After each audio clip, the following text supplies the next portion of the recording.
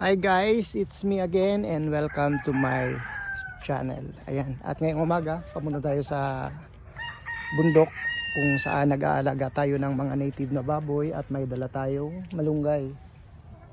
Ito po, malunggay na ipapakain natin sa ating mga native pigs. Lahat po ng nakatanim dyan sa manukan na yan, pwede pong ipakain sa ating mga native pigs dahil ang native pigs ay organic. Ayan. At papunta tayo sa ating pinag-aalagaan ng native pigs. Itong area na ito ay malayo po ito sa pinag-aalagaan natin ng manok na panabong. Ayan. Mahilig po tayo mag-alaga ng mga hayop.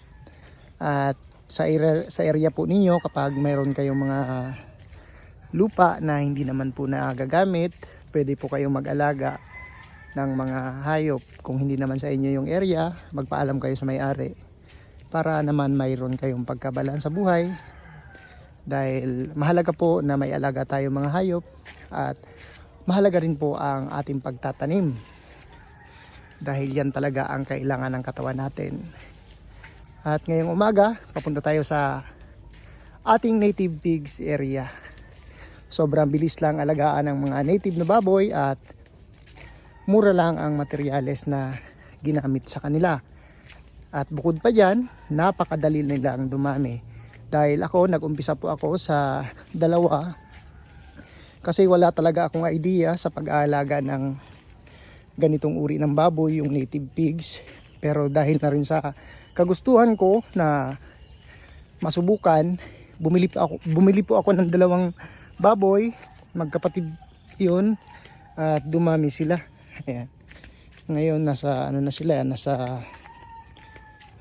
20 piraso na sila kasama yung mga maliliit na baboy.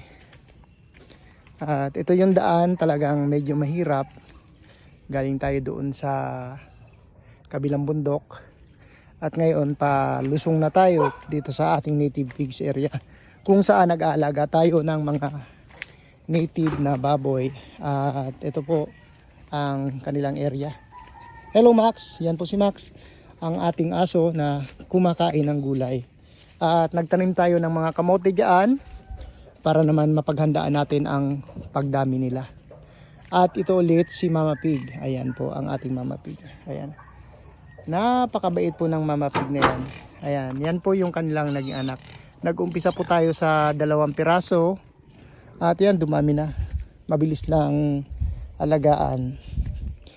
At pupunta tayo doon sa anak nitong Mama Pig dahil may mga biik din tayo doon na inaalagaan. Hiniwalay po natin yung maliliit o yung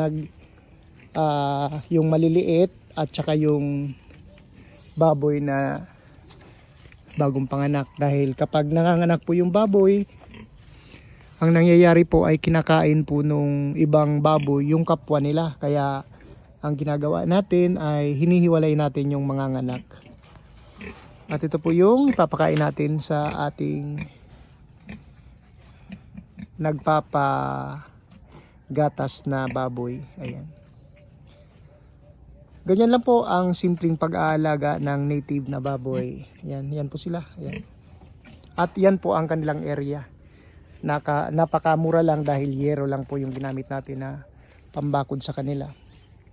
Kapag ganito po yung ating mga alaga, hindi po tayo mag-aalala sa gamot dahil ang native pigs po ay hindi naman po yan talaga binibigyan ng gamot. Dahil natural lang po yan at ang kinakain nila, yung mga nakukuha lang natin sa gilid-gilid. Yan.